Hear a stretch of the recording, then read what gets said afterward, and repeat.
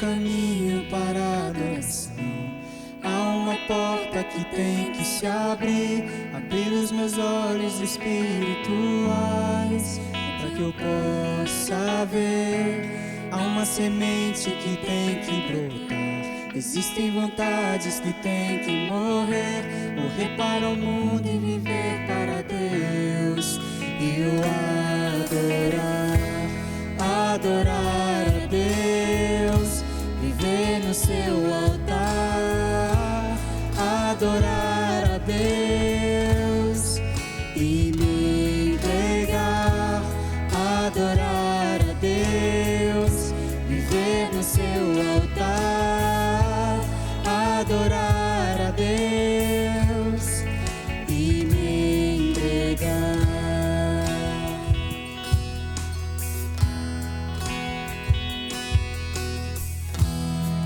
Caminho para a adoração. Há uma porta que tem que se abrir os meus olhos espirituais, para que eu possa ver. Há uma semente que tem que brotar. Existem vontades que tem que morrer para o mundo e viver para Deus. E eu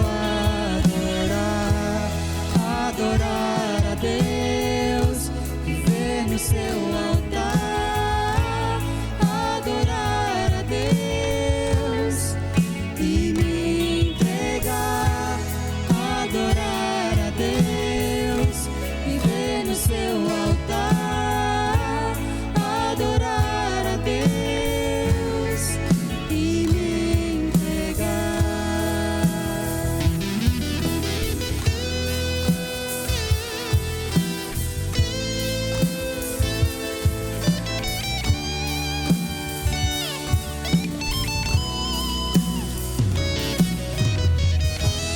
Adorar a Deus, viver no seu altar, adorar a Deus e me entregar, adorar a Deus, viver no seu altar, adorar a Deus e me entregar.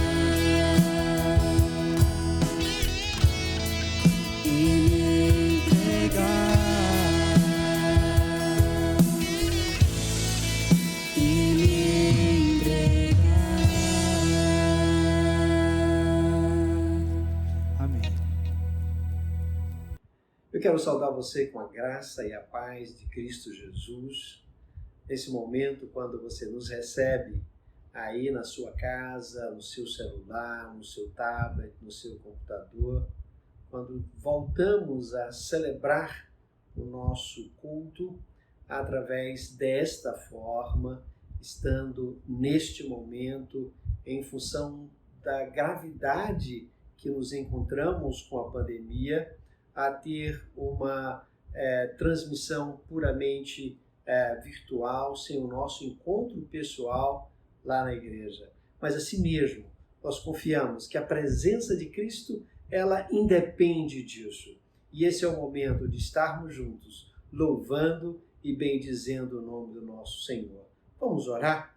Pai querido, te louvamos, Senhor, porque Tu nos proporcionas este momento, mesmo através das tecnologias. Nós queremos Te agradecer, Senhor, por isso, porque podemos nos alimentar, podemos partilhar da Tua palavra. Recebe, Senhor, este culto como sendo prestado em espírito e em verdade.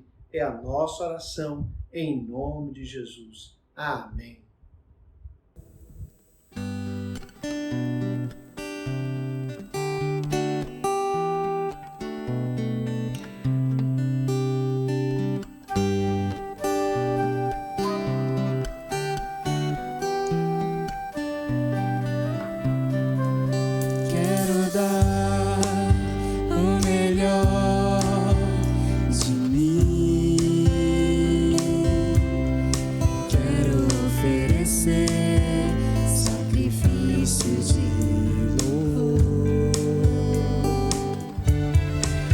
Quero ser bem mais do que já sou.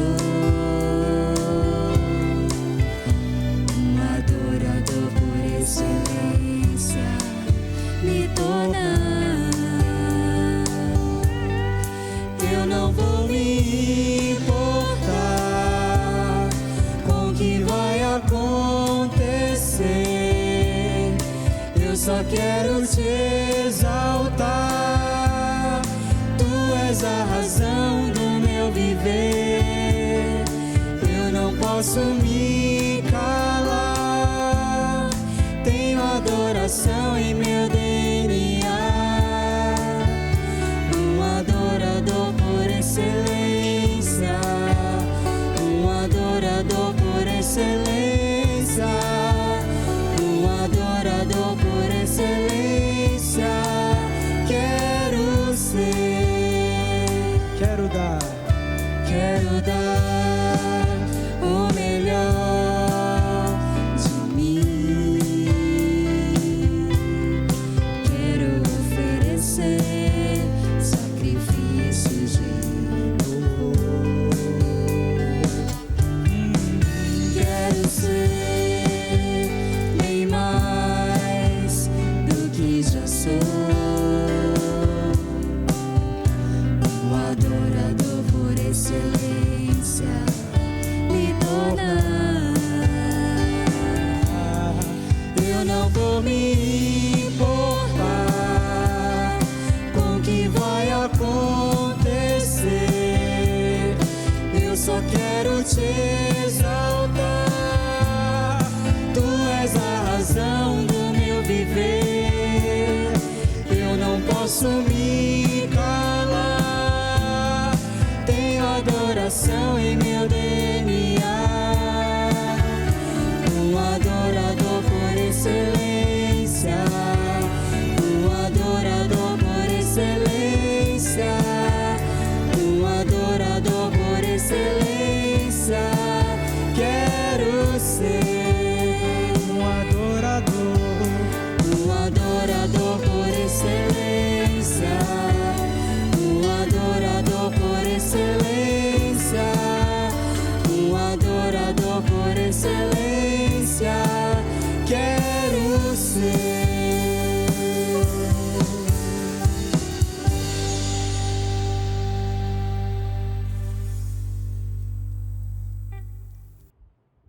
Eu gostaria de ler com os irmãos, nesse momento, um texto do livro do profeta Isaías. O livro do profeta Isaías, que é um texto extremamente importante no contexto do livro, que é o capítulo 40, verso 1 e os versos de 5 a 9. É um texto que é um desafio para a consciência humana, mas para a consciência humana numa relação especial com o Senhor. E o texto começa fazendo um desafio que diz: consolai, consolai o meu povo, diz o Senhor. Nahamu, nahamu a mim e amar Eloheihem. Consolai, consolai o meu povo, diz o Senhor.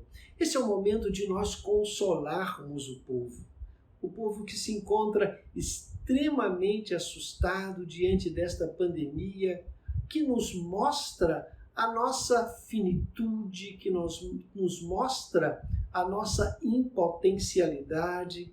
Mas o texto vai dizer, a partir do verso 5, e eu gostaria que nós prestássemos atenção nessa leitura, que diz assim: a glória do Senhor se manifestará e toda a carne verá, pois a boca do Senhor disse. E uma voz diz: clama. E alguém pergunta: que hei de clamar? Toda a carne é erva, e toda a sua glória como a flor de uma erva. Seca-se a erva, e caem as flores, soprando nelas o hálito do Senhor. Na verdade, o povo é erva. Seca-se a erva e cai a sua flor, mas a palavra do nosso Deus permanece eternamente. Tu, ó Sião, que anuncias boas novas sobre o monte alto, tu que anuncias boas novas a Jerusalém, ergue a tua voz fortemente, levanta, não temas, e dize às cidades de Judá: eis, está aí o vosso Deus. Esta é a mensagem que eu gostaria de começar este culto partilhando com os irmãos. Nós somos erva. Essa pandemia tem mostrado como é frágil a nossa glória, como é frágil a nossa consistência, quão doloroso tem sido a gente perder pessoas, a gente vê diante de tanta dificuldade, de tanto sofrimento, a gente vê pessoas que ainda não tomaram consciência desse momento. E o texto nos desafia, consolai o meu povo, diz o Senhor, Nahamu a mim, amar Elohechem. Consolai o meu povo, diz o Senhor. Vós, que anunciais as boas novas, anunciar aqui, na verdade, é trazer, é testemunhar, é mostrar essas boas novas do Senhor nos montes, em alta voz. E quando Isaías diz isso a seu povo está passando por uma dificuldade enorme. Nós vivemos um tempo estranho, eu tenho dito isso muitas vezes, vivemos um tempo estranho, mas é tempo de aprendizado, é tempo de olharmos esse momento como um deserto, o espaço pedagógico da dependência de Deus. Precisamos dizer isso, precisamos mostrar isso, precisamos vivenciar isso, precisamos difundir isso, porque Deus está aí. Algumas pessoas não conseguem perceber essa presença de Deus. Hoje nós vamos ler um texto belíssimo, belíssimo, de Lucas, no capítulo 4. E a gente vai perceber essa presença de Deus no nosso meio. Eu sei que tem sido difícil para você, eu sei que tem sido difícil para muitas pessoas. Mas a gente quer dizer a você, o nosso Deus, o vosso Deus está aí. Vamos confiar nisso com coragem de fé, com determinação de fé, com vontade de fé. Seja bem-vindo a este culto. Seja bem-vindo a este momento. Que seja um momento de bálsamo na sua vida, na sua alma, no seu ser, no seu lar. Que Deus nos abençoe e nos ajude a perceber o que Ele tem para nós.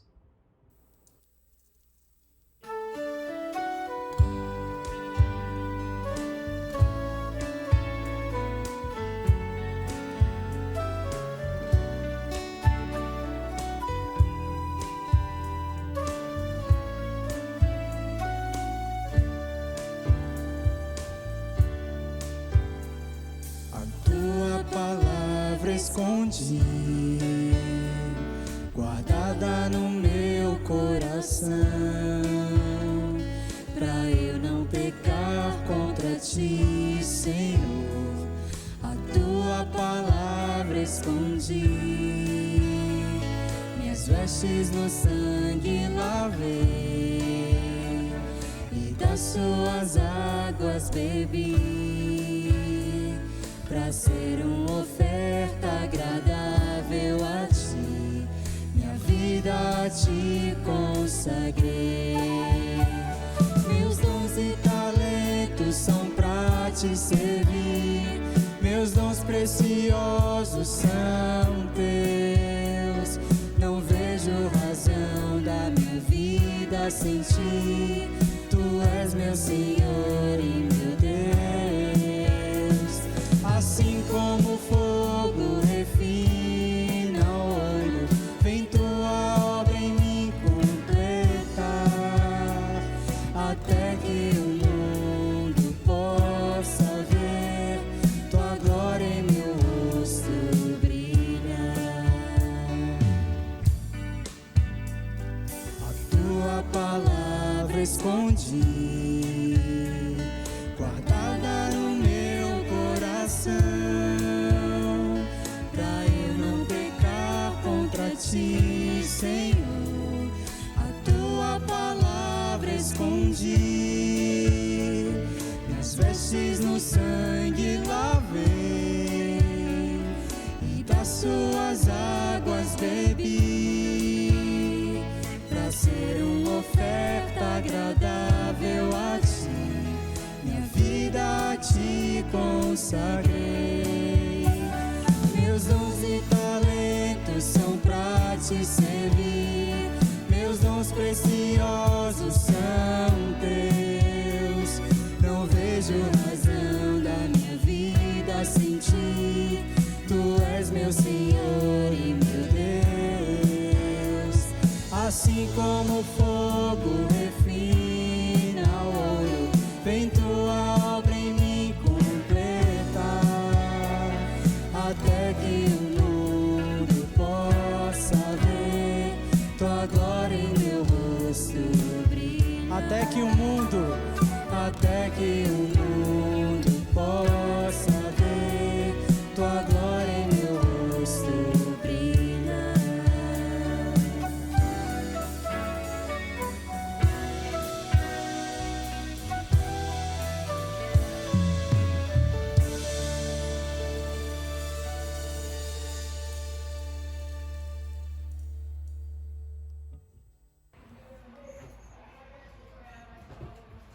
Oi, tia Nanda, a gente veio aqui pra representar todas as crianças do Copinho. Estavam com muita saudade.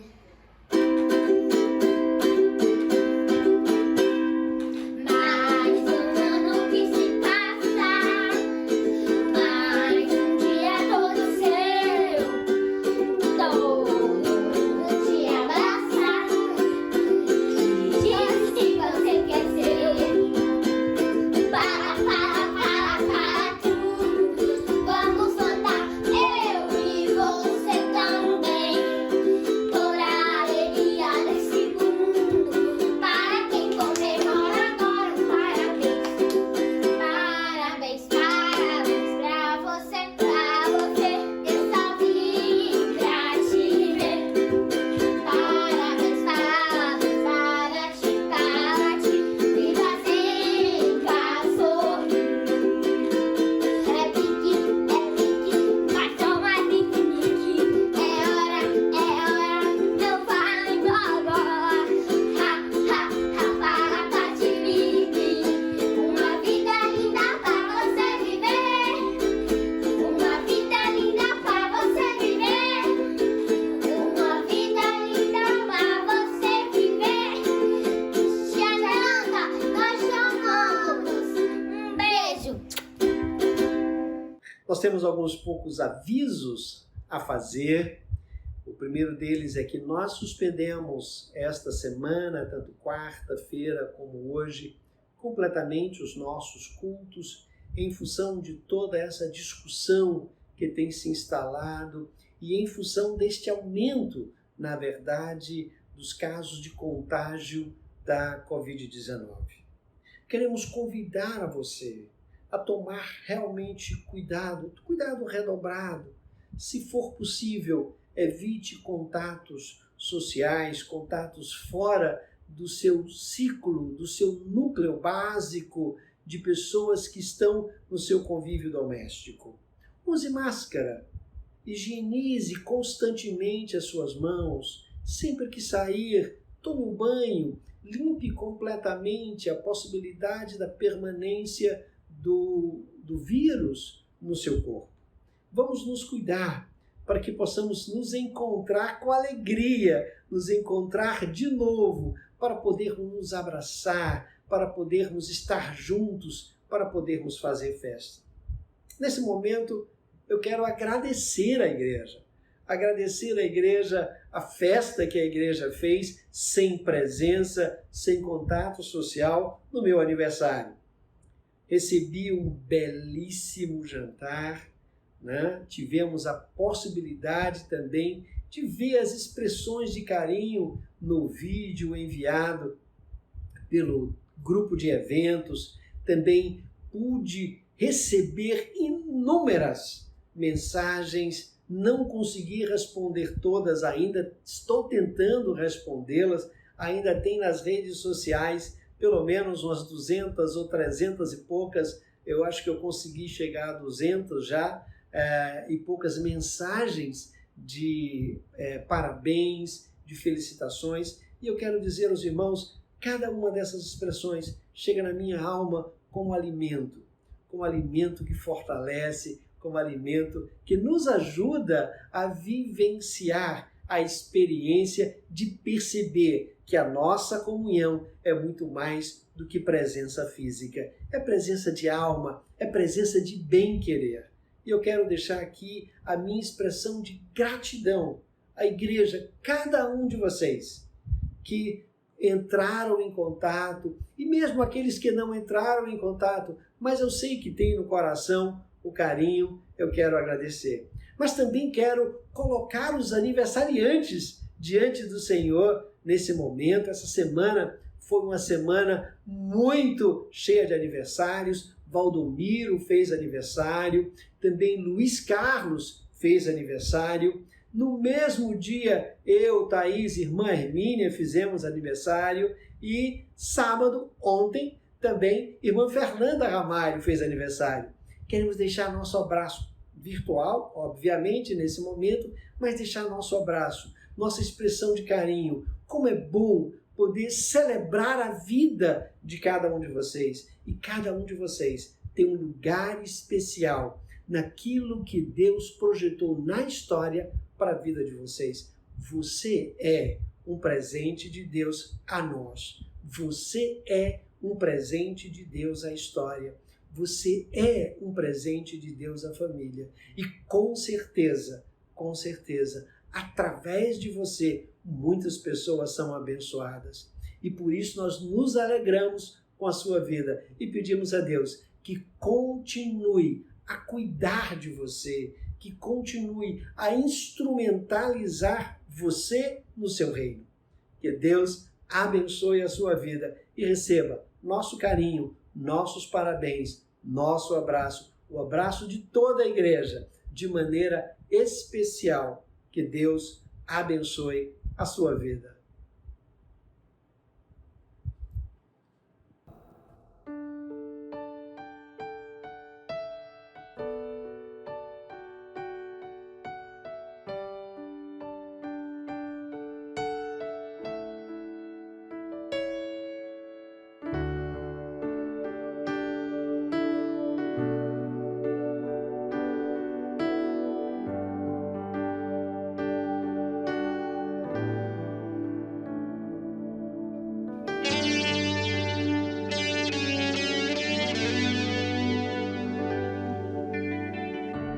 Ó Deus, me sondas, conheces-me,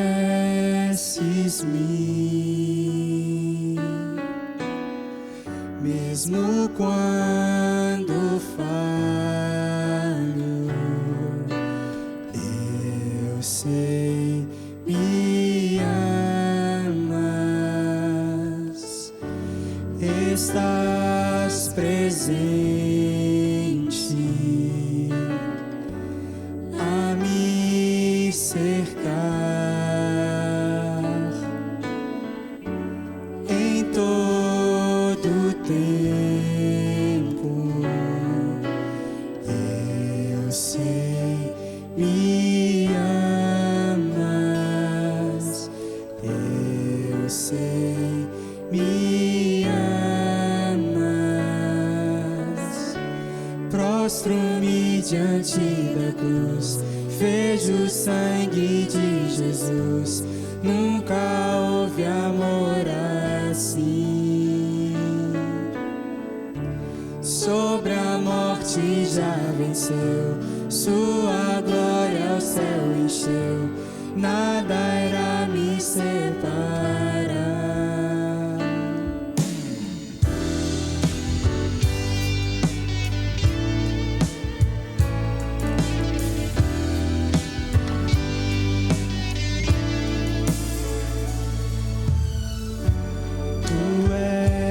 Meu guia, meu protetor, a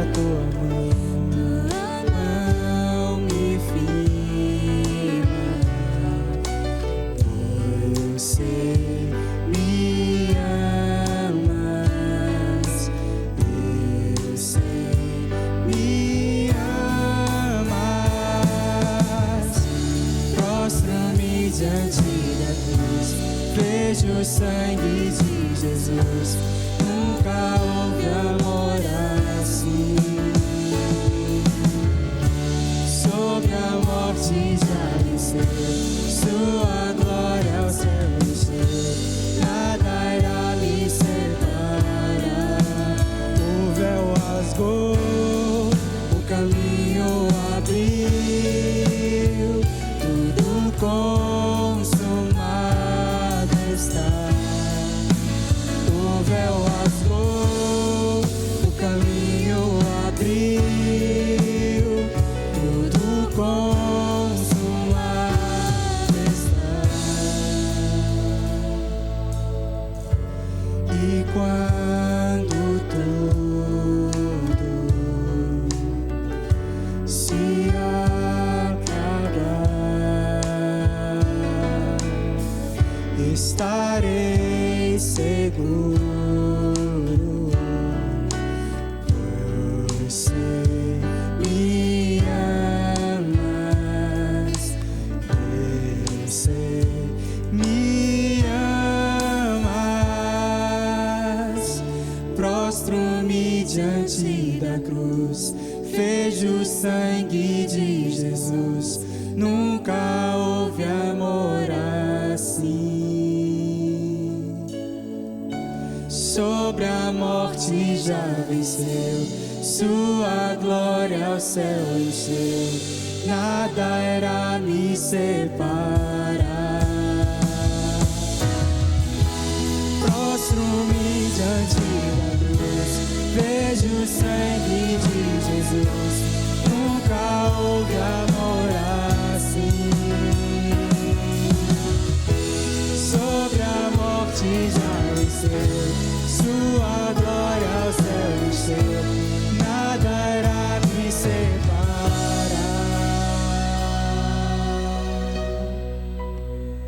do teu amor.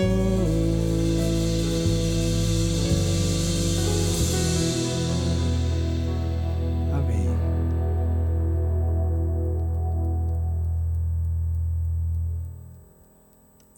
Eu quero lhe convidar a abrir a sua Bíblia no Evangelho de Lucas. Nós estamos lendo o Evangelho de Lucas sem pressa. Estamos passeando pelos jardins que Lucas nos mostra, nos conduz, vendo canteiros diferentes, vendo flores diferentes, vendo arrumações diferentes nesse jardim literário que é o livro do Evangelho de Lucas. Eu quero lhe convidar a abrir a sua Bíblia ou acessar a sua Bíblia, dependendo de onde você está e de como você está.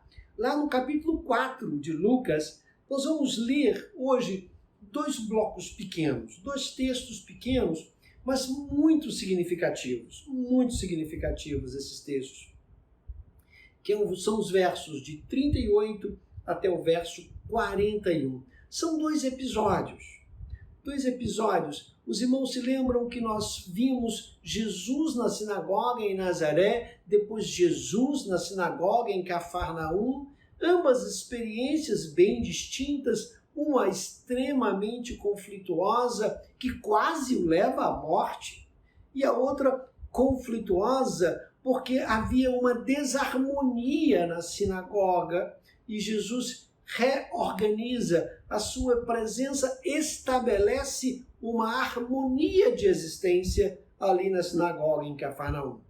E agora a gente vai ver Jesus voltando para casa, né? Depois de um sábado na sinagoga, Jesus volta para casa. Capítulo 4 de Lucas, verso 38, diz assim: deixando eles a sinagoga, foi para a casa de Simão. Ora, a sogra de Simão estava enferma, com febre muito alta, e rogaram-lhe por ela. Inclinando-se ele para ela, repreendeu a febre, e esta a deixou, e logo se levantou, passando a servi-los. Ao pôr do sol, todos os que tinham enfermos de diferentes moléstias lhes traziam, e ele os curava, impondo as mãos sobre cada um. Também de muitos saíam demônios gritando e dizendo: Tu és filho de Deus. Ele, porém, os repreendia para que não falasse, pois sabiam ser ele o Cristo. Esse texto é um texto extremamente importante no contexto dos evangelhos de Lucas, Mateus e Marcos. Aqueles evangelhos que nós chamamos de sinóticos. O evangelho de João tem uma outra característica. A gente conheceu bastante o evangelho de João através do pastor Ezequiel, né? Estamos ainda vendo alguma coisa da literatura joanina, mas ele já leu, acho, até o Apocalipse, né, de João. Isso é muito bom. Mas esses três evangelhos, esse texto é um texto extremamente importante. Alguns trazem algumas nuances. Nós não vamos entrar aqui nos detalhes de Mateus e Marcos para não perdermos a nossa visão direta de Lucas. Porque, é claro, cada um de nós, quando conta uma história, quer destacar alguma coisa. É como a gente vai passear. Eu não sei quantos irmãos já tiveram a oportunidade de fazer uma trilha na Chapada Diamantina. Eu recomendo sempre, porque é uma experiência enorme de contato com a criação. E é claro, cada um que vai fazer a trilha percebe detalhes que lhes são importantes. Lhes são detalhes que lhes saltam os olhos, mas porque é o seu jeito de ver o mundo. É o seu jeito de perceber o mundo.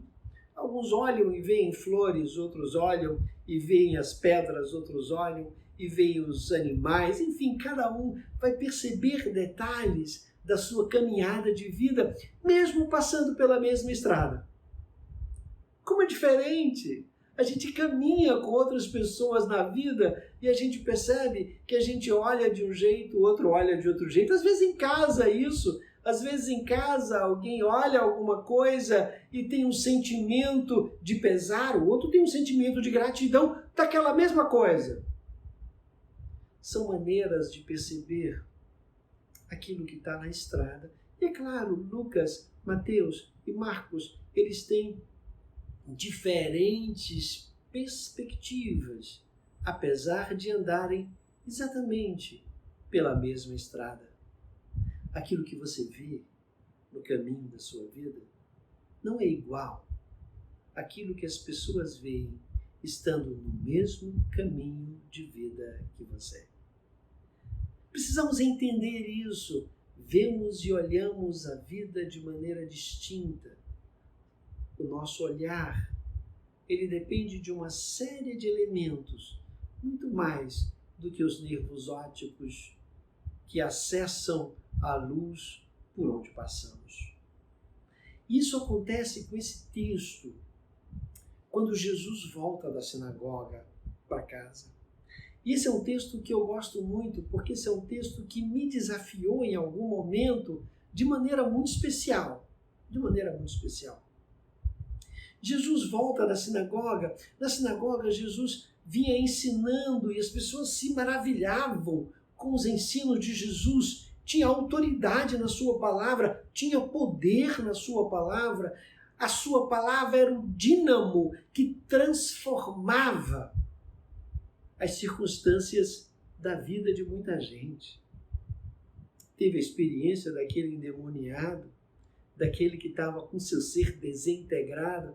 Jesus reintegra o ser daquela pessoa. E agora ele volta para casa. E ele vai para a casa de Simão, que é Pedro.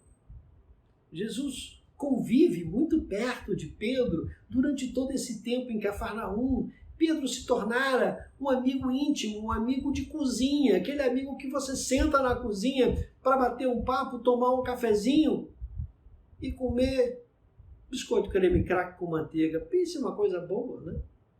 Você sentar com alguém na cozinha no fim de tarde, sem pressa, sem ter o que fazer depois, apenas para tomar um cafezinho, sem açúcar, obviamente, sem leite, sem nada, puro, preto, bom.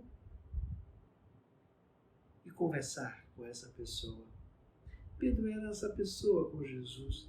E Jesus volta para a casa de Pedro depois de voltar da sinagoga.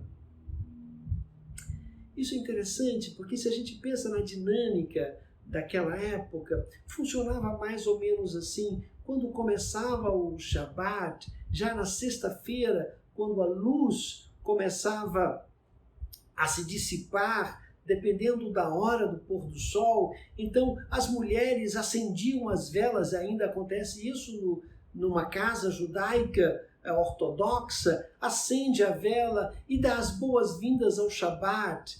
O Shabat é sempre a esperança da vinda do Messias, por isso é uma festa para receber o Shabat. Arruma-se, coloca-se a janta, as mulheres acendem a vela, faz as orações e com certeza a sogra de Pedro era responsável por isso. Depois disso, eles vão no sábado, isso é na sexta-feira à noite, então no sábado eles vão na sinagoga e eles retornam da sinagoga, dependendo do horário da oração, das 10 ou do final da tarde, eles retornam à sinagoga já terminando o Shabat. E é interessante que quando eles voltam para casa, Lucas vai dizer que a sogra de Pedro, a sogra de Simão, estava enferma com uma febre muito alta, muito forte, uma mega, palavra grega megalê, uma mega febre. Alguma coisa estava errada. Aquela pessoa que era a pessoa do serviço estava prostrada. Meus irmãos, eu me preocupo muito com você. Você que estava acostumado a servir na igreja, você que estava acostumado a fazer as coisas na igreja, mas que de repente parou tudo. Foi acometido por essa febre que nos prostra. Esta febre do distanciamento, essa febre do afastamento da igreja. Alguns de nós não se afastou apenas presencialmente da igreja, se afastou realmente da igreja, porque parou do convívio, parou de partilhar dos cultos, parou de partilhar. É interessante porque nós controlamos um pouquinho mais a assistência nos nossos cultos. E a gente tinha um acesso logo em março, quando começamos os nossos cultos online, de 200, 300 acessos. Nós baixamos para mais ou menos 40, 50, às vezes chega a 100 acessos. As pessoas também não precisam mais acessar naquele horário, sabe que podem acessar em um outro momento, alguns deixam para depois, estão ocupados nesse momento. Eles eram acostumados a servir, mas eles foram acometidos por uma grande febre. Febre é indício de alguma infecção. Alguma coisa não está bem. Você está prostrado, alguma coisa não está bem. Alguma coisa não está lhe dando mais a capacidade do movimento. E a gente sabe que esta pandemia tirou-nos o ritmo. Tirou o ritmo da igreja, tirou o ritmo da vida, tirou o meu ritmo, por exemplo. Esta pandemia tem prostrado muita gente. Mas o texto diz que as pessoas pedem a Jesus, elas rogam a Jesus que faça alguma coisa. Faça alguma coisa por ela. Faça alguma coisa pela sogra de Pedro, que está prostrada. Marcos, Mateus vão chamar a atenção de que ela está realmente deitada no leito. Mas o texto diz que Jesus se inclina sobre ela. Jesus vai em direção a ela. Como é bom quando a gente é recebido por alguém e a pessoa se inclina em nossa direção. A gente se sente recebido, se sente acolhido. Uma das coisas que me estranha muito nesses tempos, e eu às vezes digo isso para os médicos, né? Porque eu chego na sala do médico, eu não cumprimento mais, eles ficam lá, eu fico cá, a gente não aperta a mão. Alguns que já são conhecidos há muito tempo, porque já estão conosco, alguns chegavam a nos dar um abraço, outros iam até a porta nos receber, alguns abriam a porta, outros iam até o corredor para nos receber, nos chamar, porque sabiam que nós estávamos ali. Isso é acolhimento. É isso que Jesus faz com a sogra de Pedro. Jesus se curva diante dela, Jesus se inclina em direção a ela, ela prostrada e Jesus se inclina sobre ela. É isso que nós precisamos, desse inclinar de Jesus sobre nós, para nos tirar dessa prostração que nós nos encontramos nesse momento tão difícil para as nossas vidas. Porque nós somos assim, nós somos como a erva, nós somos como a flor. Seca-se a erva e cai a flor. Mas há uma diferença na nossa vida, é que a palavra de Deus permanece para sempre. Eis aí o vosso Deus. Essa experiência da sogra de Pedro, diante daquela prostração, ela tem Jesus que se inclina em direção a ela. Mas a parte que eu mais gosto desse texto, e a parte que mais mexeu comigo em algum momento da minha existência, não lembro mais quando, eu já li esse texto aí algumas, dezenas ou talvez centenas de vezes, não sei lhe dizer exatamente, mas o texto diz assim: inclinando-se para ela, repreendeu a febre e esta lhe deixou. E aí vem uma expressão que eu acho magnífica, acontece várias vezes no Evangelho de Lucas, e diz assim: imediatamente. A minha tradução diz logo. No grego, a ideia é imediatamente. Ela se levantou,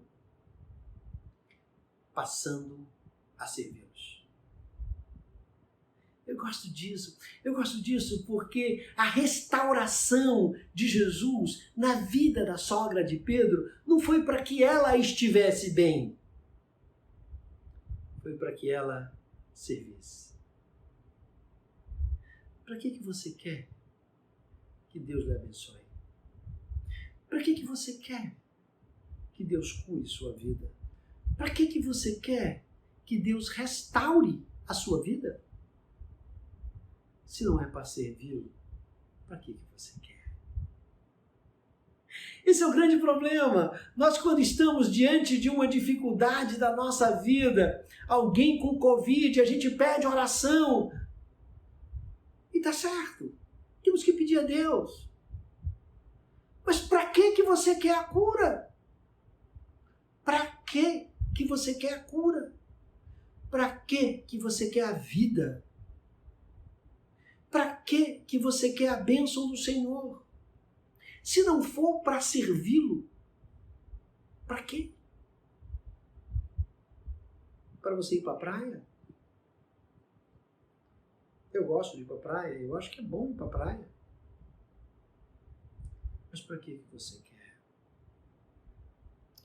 A sogra de Pedro entende que ao levantar-se da prostração, ela precisava servir ao Senhor. Queremos que Deus nos abençoe. Queremos que Deus nos dê condições financeiras, econômicas. Queremos que Deus estruture a nossa vida. Queremos que Deus restaure as nossas relações. Queremos que Deus restaure a nossa saúde.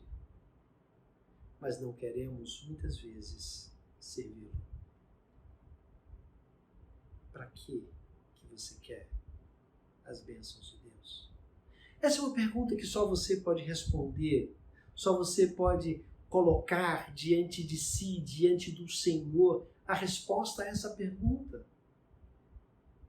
Você é um anunciador, alguém que leva as boas novas, como diz lá Isaías 40. Você está disposto a consolar o meu povo, diz o Senhor. Nahamu Ami Yará Eloheihem. Consolai o meu povo, diz o Senhor. Para que você quer as bênçãos de Deus? A sogra de Pedro queria aquela cura, aquela restauração, porque ela queria poder servir. E o texto diz, imediatamente, logo. Não houve um intervalo entre a restauração e o serviço.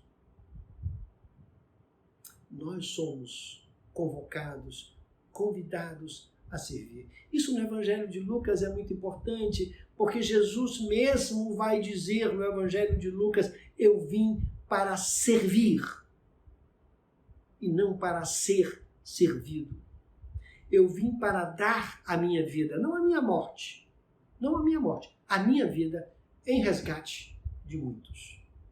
A minha vida vai ser vivida para o resgate de muitos. A minha vida vai ser vivida para o serviço, porque foi isso para o que eu vim. Eu vim para isso, eu não vim para outra coisa. Isso é importante. Imediatamente se levantou e passou a servi-los. O segundo bloco desse texto está diretamente conectado a esse texto. Ele está diretamente conectado a esse texto, mas ele trabalha essa relação de Jesus, essa relação restauradora de Jesus com o povo de outra maneira. E eu queria caminhar com vocês. O texto diz, ao pôr do sol, acabou o Shabat. Ao pôr do sol quer dizer, acabou o Shabat. As minhas obrigações do Shabat acabaram. Eu estou agora no meu dia a dia, eu estou agora na secularidade da minha existência. Eu estou na segunda-feira. Eu estou na secularidade da minha existência. O texto vai dizer que todos os que tinham enfermos de diferentes moléstias los traziam. Aqui Jesus se mostra como aquele que está disposto a servir.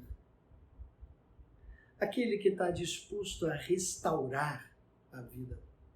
Aquele que está disposto a consolar o povo. Mas o texto traz alguns detalhes que eu gostaria de chamar a atenção.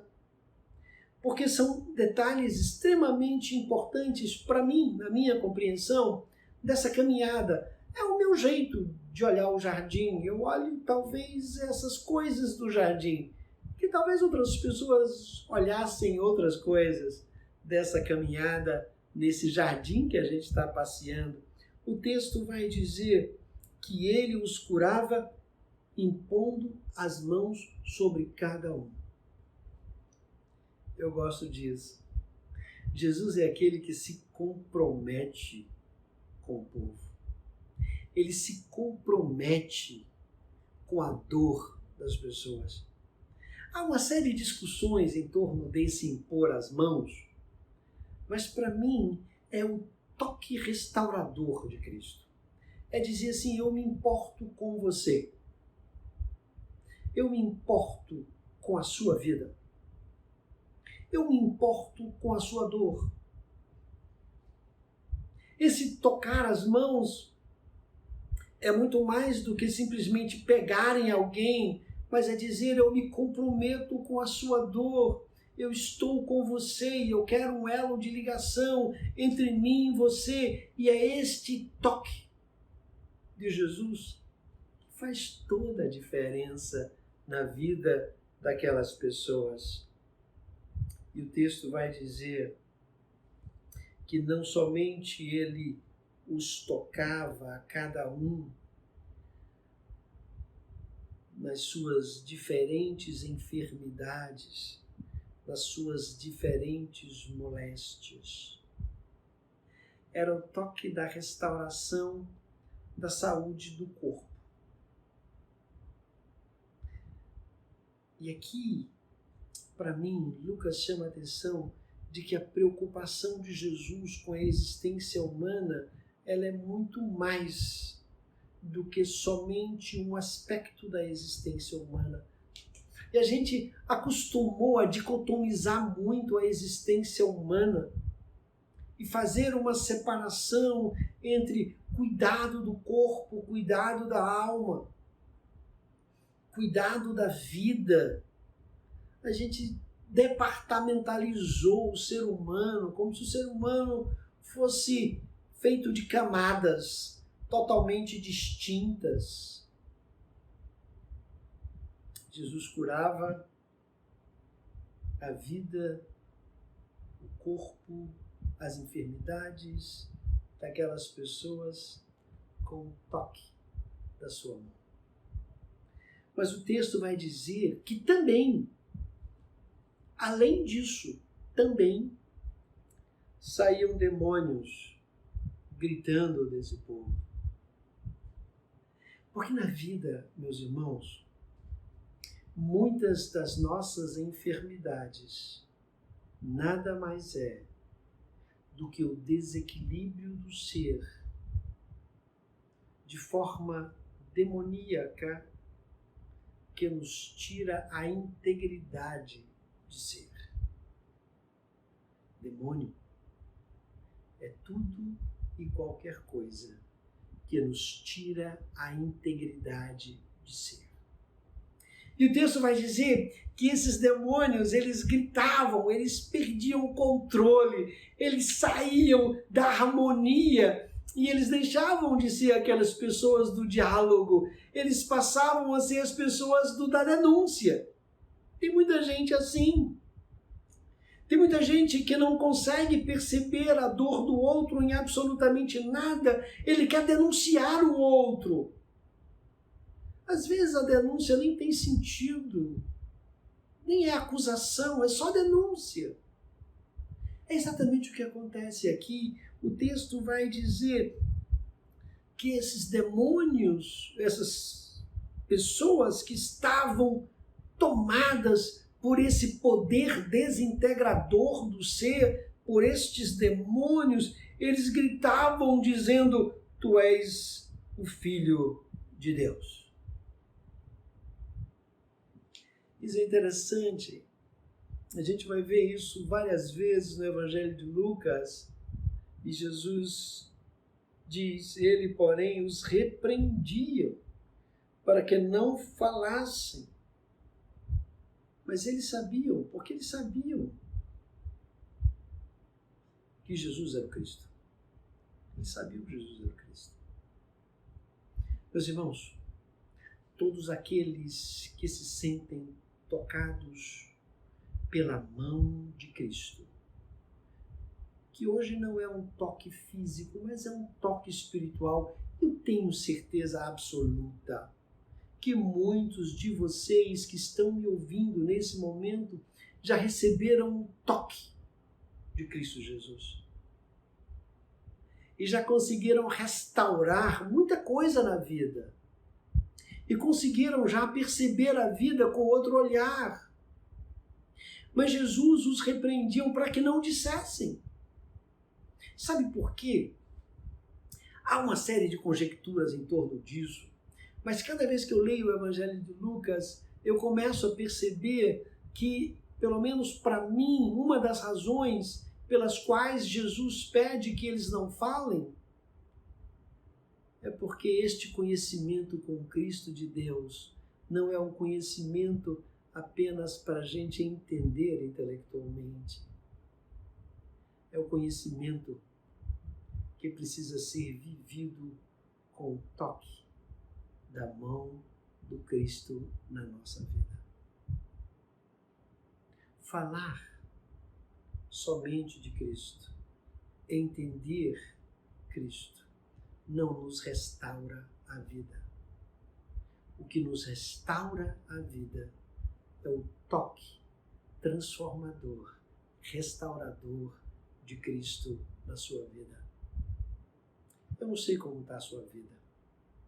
Eu não sei se você está prostrada como a sogra de Pedro e precisa do toque para poder voltar a servir, porque você foi infectada por algum medo, infectada por uma decepção, infectada por um desgosto, infectada por uma ofensa. E isso tomou conta, infeccionou a sua alma de tal forma que você parou de servir. Tem gente que para de servir porque alguém reclamou de alguma coisa. Tem gente que para de servir para mostrar a outras pessoas que ela é importante, indispensável e não se sente valorizada pelas pessoas ao seu redor. Tem muitas razões para a gente parar de servir. Mas se você quer o toque restaurador de Cristo, fique sabendo, esse toque, essa bênção do Senhor, é para que você se coloque imediatamente a serviço dele. Tem outras pessoas que estão sendo levadas. A gente tem muito isso, a gente leva pessoas que estão carecendo, a gente sabe, elas carecem, eu tive isso, eu tive essa enfermidade, recebi o toque de Cristo, fui restaurado, eu quero levar outras pessoas a essa mesma experiência. São pessoas com diversas enfermidades. Elas são levadas para que Cristo possa tocar-lhes a vida e restaurar a vida. Mas é esse toque que vai fazer a diferença. O meu desejo é que você se sinta tocado por esta presença do Senhor. Eu volto a lembrar de Isaías: eis aí o vosso Deus. Eis aí o vosso Deus. Esse é o momento da gente perceber essa presença de Deus. É o momento da gente entender isso. É o momento da gente não se deixar prostrar pela febre, que é resultado das infecções da nossa vivência no mundo. Não adianta saber disso. É preciso viver isso. Que Deus nos abençoe e que você seja tocado por esta mão poderosa, restauradora do Senhor. Com certeza, Ele está se inclinando à sua direção. Ele está se inclinando a você nesse momento, porque Ele conhece bem a sua dor, seja ela física, seja ela emocional, seja ela espiritual, seja qual for a sua dor, tenha certeza, Ele conhece a sua dor. Que Deus nos abençoe.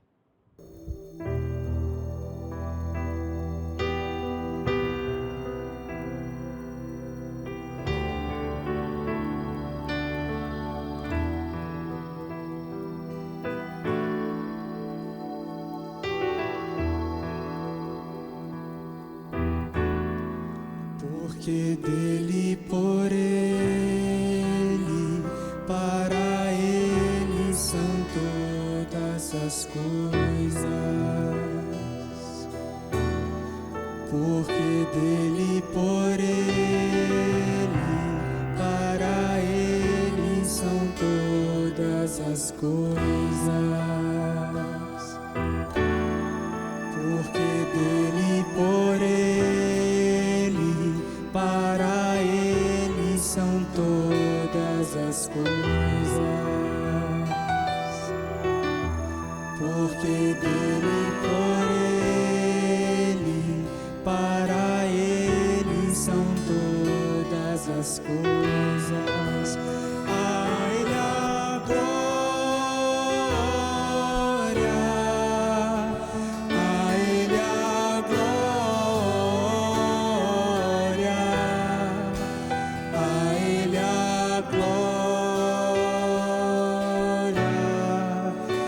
sempre. Amém.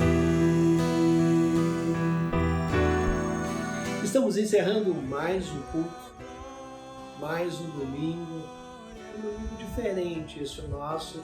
Eu queria ter estado na igreja com os irmãos, mesmo quando são poucos irmãos, mas a presença já nos dá um calor de alma, né? Mas esse domingo também é um domingo especial, porque é um domingo que nós rogamos a Deus o toque de Cristo na vida de cada um de nós. Quero que você tenha um domingo abençoado, de muita graça de Cristo e uma semana de muita certeza, uma semana de restauração. Que você se levante e que você seja um daqueles que Isaías chamou a atenção, aqueles que levam, aqueles que carregam consigo a experiência das boas novas do Evangelho. O vosso Deus está aí, o vosso Cristo se inclina na sua direção. Por isso, que uma semana seja abençoadíssima, de presença cuidadosa, de presença restauradora de Cristo na vida de cada um de nós. Vamos orar? Pai querido, diante de Ti, Senhor, nós queremos Te rogar o Teu toque restaurador. Pai, quantas pessoas estão nas UTIs, nos hospitais, Senhor, acometidos fisicamente da ação nefasta deste vírus, ó Deus. Quantas pessoas estão doloridas por perdas tão grandes, ó Deus. Quantas almas estão feridas, sofridas. Quantas pessoas estão magoadas, Senhor, por razões múltiplas. Quantas pessoas decepcionadas, enfermas, Senhor. E essas experiências têm infeccionado a sua alma de tal maneira que elas se prostram com uma febre altíssima. A febre da infecção da alma. Pai, restaura com o toque curador da Tua mão. Senhor, nós Te pedimos que o Senhor nos abençoe, nos guarde, que o Senhor faça resplandecer o Seu rosto sobre nós, que o Senhor sobre nós levante o Seu rosto e nos dê a paz, hoje e sempre. Amém. Estamos encerrando esta transmissão, desejando a você muita graça de Cristo nesta nova semana que nós temos diante de nós. Que Deus lhe abençoe.